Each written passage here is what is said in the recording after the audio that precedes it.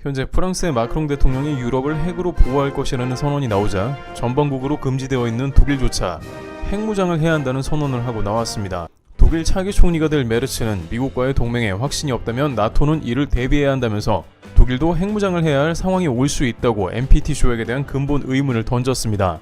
안 그래도 도널드 트럼프 대통령은 항시 NPT 핵 확산 금지 조약에 거리를 두고 있으며 또한 독일에 주둔하는 35,000명 주동 미군을 철수할 방침을 확고히 하고 있는 상황입니다. 하지만 군사계에서는 실질적으로 유럽의 이러한 모습은 방산을 게을리한 결과라고 말하는데요. 그러면서 독일과 프랑스는 한편으로는 이제 자신들이 주도하는 방산을 구매해야 한다고 말하고 있습니다.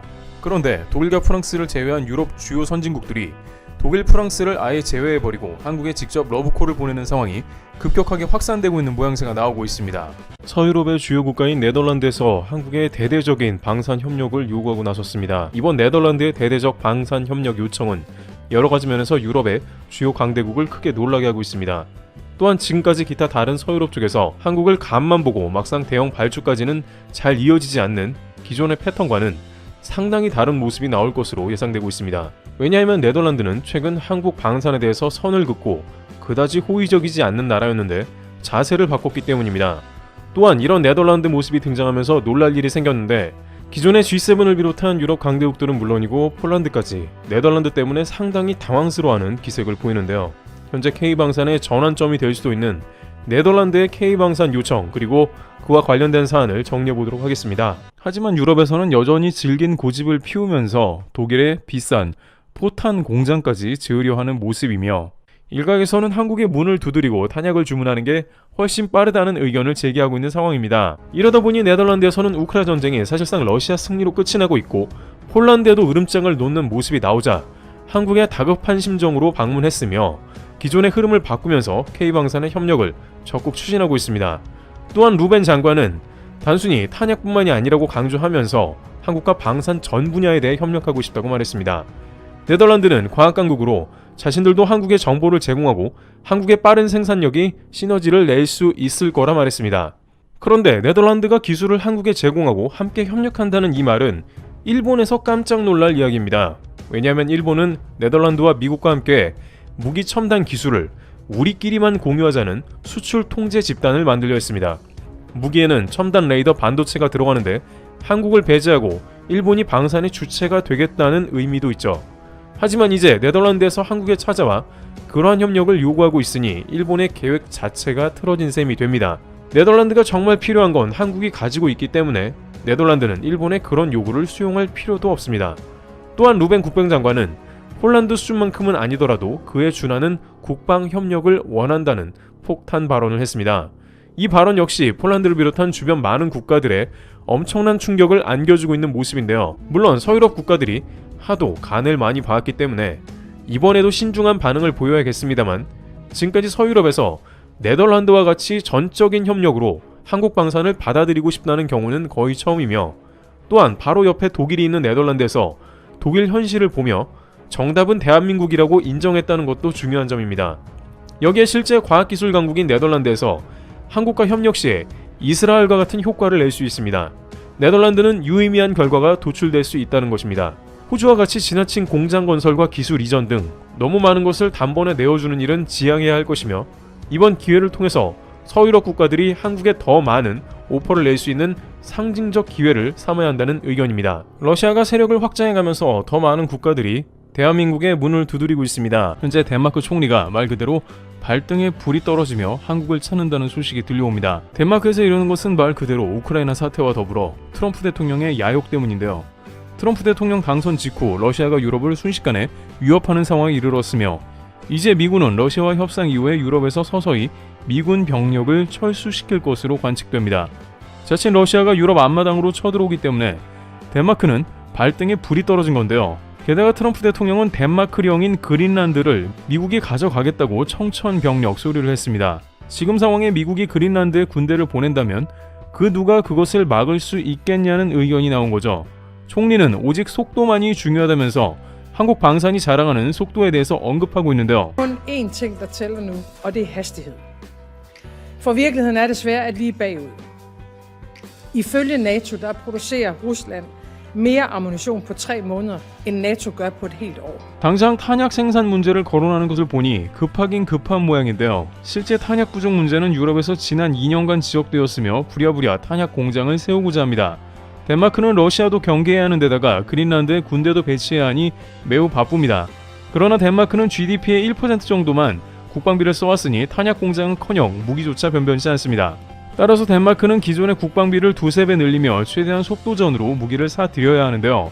바로 이때 최근 폴란드 총리가 한국에 방문해서 그 속도와 생산시설에 대해 경이로움을 표했습니다. 폴란드 두다 대통령은 한국의 K9과 천무의 생산시설을 둘러보고 이에 대해 긴급 브리핑을 했습니다. Więc tutaj bardzo ciekawa, tak jak powiedziałem, wizyta u zaprzyjaźnionych z Polską producentów. Oglądaliśmy tą produkcję, nie ma co mówić, robi wrażenie. To jest rzeczywiście najwyższy światowy poziom. Te hale fabryczne rzeczywiście to widać, że to jest bardzo zaawansowana technologia, sprawdzona, roboty spawające, znakomite wyposażenie, znakomite wyszkolenie załóg. Można powiedzieć, że wręcz sterylna czystość tej produkcji to też robi ogromne wrażenie. Widać, że to jest naprawdę ogromne zaawansowanie technologiczne. Natomiast wczoraj taki dzień. 폴란드 대통령의 이러한 발언은 유럽을 더욱더 급하게 만들고 있는 국면으로 치닫게 하고 있습니다. 러시아 인접국 폴란드가 저렇게 서두른다면 그야말로 유럽의 위기가 코앞에 와 있는 셈이기 때문입니다. 그런데 폴란드 대통령은 한국의 생산과 기술을 극찬한 것뿐이고 빠른 금융 해결과 지불을 원했고 한국의 기술을 가져가겠다, 폴란드가 그것을 흡수하기 원한다는 한가한 소리는 하지 않았습니다. 이미 폴란드는 현지 생산을 언급하기도 했으며 기술 이전도 해달라는 강력한 요구를 했지만 현재 상황에는 무조건 한국을 통해 생산해서 빠르게 배송해달라는 게 제일 1순위가 되어버린 것이죠. 하지만 덴마크는 눈치 빠른 폴란드와는 다르게 뒤늦게 발등에 불이 떨어지며 한국에 애원하지만 한국에서는 전혀 다른 싸늘한 분위기가 연출되는데, 왜냐하면 덴마크는 한국을 골탕 먹였기 때문입니다. 특히 덴마크는 보유하고 있던 프랑스산 세자르 차륜형 자주포 19대를 모두 우크라이나에 넘겼으며 이러한 방어 공백을 메우기 위해서 신규 무기 도입에 나서는데 바로 하나와 프랑스 넥서 시스템즈에 사업 제안을 요청했으며 이들은 덴마크의 제안을 받아들여 수주 경쟁에 지원한 바 있습니다. 덴마크는 로키드 마틴도 접촉했지만 미국의 로키드 마틴은 높은 비용을 제시하며 제안을 거부한 것입니다. 하지만 덴마크는 한화 에어로스페이스에 어떠한 문의도 하지 않으면서 한국을 골탕 먹였습니다. 게다가 덴마크 국방부 산하 조달청은 LB 시스템즈와 이스라엘의 155mm 트럭 자주포인 에이텀스 등을 놓고 구매 협상을 하면서 일사천리로 다연장 로켓포까지 계약을 체결해버린 겁니다. 당시 한화 에어로스페이스는 이러한 덴마크의 태도에 대해 크게 화가 났다는 의견을 밝혔습니다. 매우 이례적인 입장 표명이었는데 이는 내부적으로 이스라엘을 정해놓고 한화를 이용했기 때문입니다. 한화가 입찰하게 하면 이스라엘이 가격을 깎아주니 이용해 먹은 사실이 뒤늦게 밝혀진 겁니다. 보통 협상하는 척이라도 하며 추후 어떤 일이 있을지 모르니 상대방에게 충분한 예우를 갖추는 게 일반적이며 한화는 덴마크에 3번 이상 정식 미팅을 요청했지만 덴마크는 아예 한화의 요청을 싹 다 무시했습니다. 한화 담당자는 덴마크는 이스라엘 오퍼를 단 일주일 만에 수락했다며 명백한 무시라고 했습니다. 하지만 이스라엘 무기로는 애초에 수량이 턱도 없이 부족했고 배송 속도도 느리다는 게 드러났으며 이제 와서 속도와 사후 서비스, 훌륭한 품질의 K방산을 구매해야 하겠다며 속내를 드러낸 상황입니다. 하지만 한국 방산계에서는 지금 안 그래도 유럽의 수요가 치솟고 있는 상황이라고 언급하는데 실제 한화 에어로스페이스 등 주가가 최근 더욱 치솟는 등 업계에서는 최고 흐름을 보이는데 덴마크와 같이 뒤통수를 쳤던 이들에게는 애초에 더욱 강화된 조건을 내걸어야 한다는 겁니다. 특히 빠른 배송을 원하는 만큼 1년 전보다 훨씬 더 타이트한 조건과 비싼 가격을 받아내는 동시에 기술 이전조차 하지 말아야 한다고 하면서 덴마크가 현실을 깨달아야 한다고 지적하고 있습니다. 하지만 그럼에도 불구하고 한국에 오히려 여전히 간을 보며 정신을 차리지 못한 국가들이 있다는데요. 이들은 더욱 큰 대가를 치르고 있습니다. 두 번째, 한국 기술만 받으려다 난리난 국가들. 이들은 기존 장비의 대대적인 업그레이드는 물론 기존의 90계열 전차를 교체하기 원합니다. 브라질 같은 경우에는 한국의 무역기관인 코트라를 통해서 방산 협력을 논하고 있는데 브라질은 전군의 현대화와 더불어 장갑차와 자주포를 업그레이드 한다는 방침을 보입니다. 이는 노르웨이와 마찬가지인 맥락인데 노르웨이도 K9 자주포와 더불어 K2 도입을 언급했습니다만 독일의 레오파르트에 그 자리를 내주었는데 이제 국방 예산을 늘리며 다시 한국도 거론되는 건데요. 우선 알려진 대로 한국의 K2가 막강한 성능을 보였고 현지에서도 독일 레오파드 2A7보다 한 수 위라는 의견이 지배적이었습니다. 현지에서 수차례 공개 평가도 이뤄졌으며 결국에는 한국의 험악한 지형에서도 전천후로 활약이 가능하니 누가 봐도 한국의 K2가 선택되는 게 상식적인 흐름이고 심지어 노르웨이 국방부서도 그런 판단을 했던 거죠. 하지만 독일 일부 언론에서는 독일 방산의 승리라며 노르웨이 국방부가 옳은 선택을 했다고 했는데요. 이런 채널에서 들려온 목소리는 아무래도 한국이 절충무역에서 신뢰를 못 준 것 같다고 했습니다. 한국과 노르웨이가 다양한 MOU를 비롯해서 심지어 노르웨이 현지 생산까지 제안했음에도 그러한 협상은 매우 오랫동안 지지부진했으며 노르웨이에 확신을 주지 못했다고 한 것입니다. 그런데 현지에서조차 도대체 모르겠다며 노르웨이가 한국의 기술 이전까지 마다한 건 엽기적이라며 가성비 뛰어난 K2를 왜 거절했나 의문을 표하는데 이에 대해서 다른 의견도 등장하고 있습니다. 그런데 한국에서 그렇다면 이들이 대폭 예산도 늘리고 좋지 않냐는 의견을 내놓을 수도 있습니다만 의외로 한국에서는 그들이 국방 예산을 늘리며 K방산을 언급한 것에 싸늘한 반응을 보이고 있다고 합니다. 바로 브라질과 노르웨이가 원하는 방산은 한국과 합작한 현지 생산 방식이라는 건데요. 노르웨이는 현지 고용 및 공장을 통해서 역시 K2를 생산하는 방식을 MOU한 바 있습니다.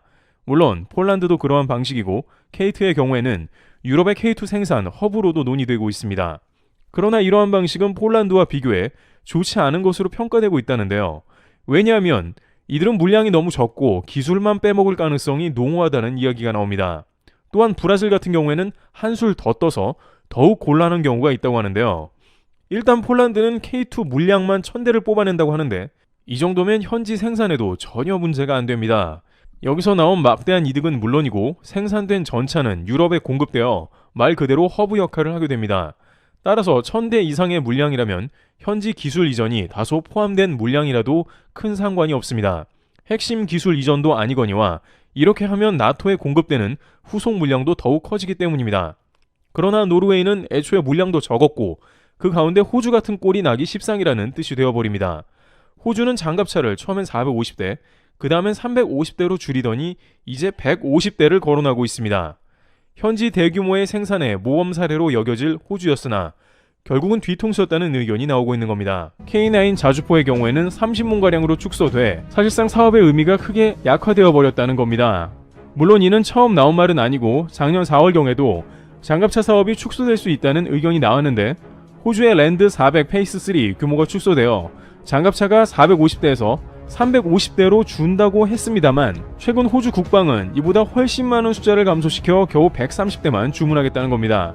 10조 원 매출에서 7조 원으로 줄어들었다가 이제 겨우 2, 3조 원 매출로 대폭 감소된 셈입니다. 하지만 알려진 바대로 한화는 현지 질롱시 공장을 비롯해 K9 자주포나 장갑차를 생산하기로 했습니다.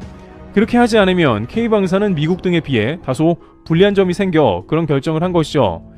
핵심 기술 이전을 하는 것은 아니지만 한국의 전차 생산 프로세스 노하우가 현재 공개되기도 하며 공장 건설에 투입되는 자본만 수조 원에 이르기 때문에 결국 큰 손해가 예상되기도 하는 지점이죠. 그러나 호주는 K9 자주포마저 대거 미국의 다연장 로켓인 하이마스로 변경한 것으로 파악됩니다. 자주포보다 사거리가 길고 이번 우크라전에서 효과적인 활약을 했다는 평가가 반영됐다는 겁니다. 물론 한국도 뒤지지 않는 천무 등의 다연장 로켓포가 하이마스보다 가성비로 활약할 수 있습니다만 무엇보다 이러한 정황에서 느껴지는 호주 정부의 움직임은 미국을 선택했다는 이야기입니다. 한국은 현재 공장까지 지어주며 고용 문제까지 해결해준다고 약속했지만 이를 외면한 것이고 결국에는 정치와 외교센터 가운데 미국에 지나치게 많은 방위비를 쏟아붓고 있다는 지적입니다. 한국을 택한다면 수출도 동시에 할 수 있어 적자가 감소할 것이지만 뒤통수를 친 셈이나 마찬가지인데요.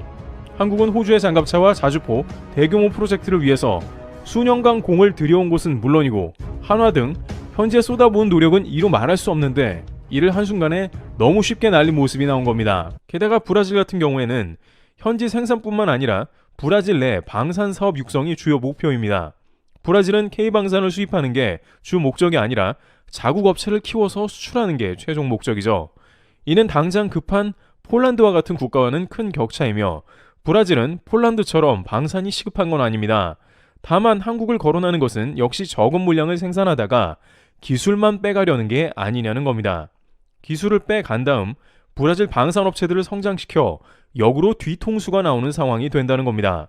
따라서 많은 채널에서는 현재 호주, 노르웨이, 브라질 같은 경우까지 신경 쓰기보다는 한국의 방산 대기업들은 가장 목이 마르고 절실하며 실현 가능성 높은 폴란드에 집중하는 게 좋다고도 합니다. 폴란드가 1000대 이상 물량을 뽑아내면 유럽은 자연히 서로 사가려고 달려드는 국면이 나오는 것이며 그 누구도 그만한 물량을 생산하지 못하기 때문에 미국 예상대로 K2가 점령해 나간다는 겁니다.